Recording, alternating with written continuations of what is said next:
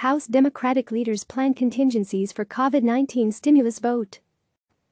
House Speaker Nancy Pelosi on Tuesday said she is hoping to avoid bringing the full House back to Washington to vote on the third coronavirus stimulus package, seeking to pass it instead through a process of unanimous consent, an option that would quickly advance legislation without requiring lawmakers to be present. But Democratic leaders recognize that may not be possible, and they are readying contingency plans to advance the bill. "My goal always has been to bring this bill to the floor under unanimous consent, where we're all in agreement," Pelosi said.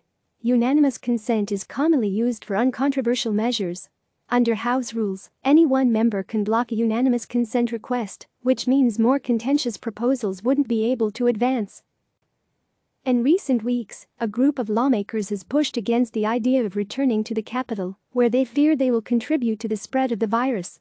Democratic Representative Katie Porter of California, among others, have advocated for the House to adopt remote voting so Congress can take action during the pandemic without being in close quarters with each other or staff. Pelosi in return commissioned a report from the House Rules Committee to evaluate the viability of remote voting. The report, released Monday night, argued that implementing remote voting would raise serious security, logistical, and constitutional challenges, and it likely cannot be accomplished in time to address the current crisis.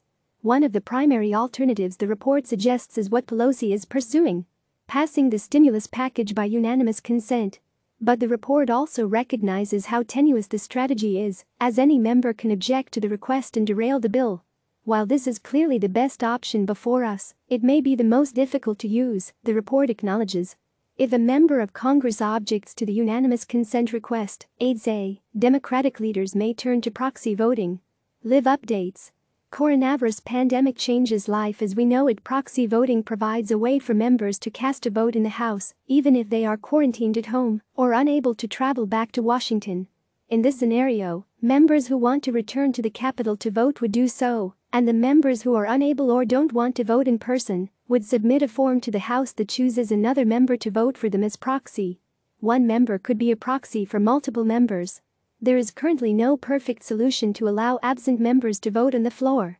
However, proxy voting is likely the best of the options available under the circumstances, the Rules Committee report states.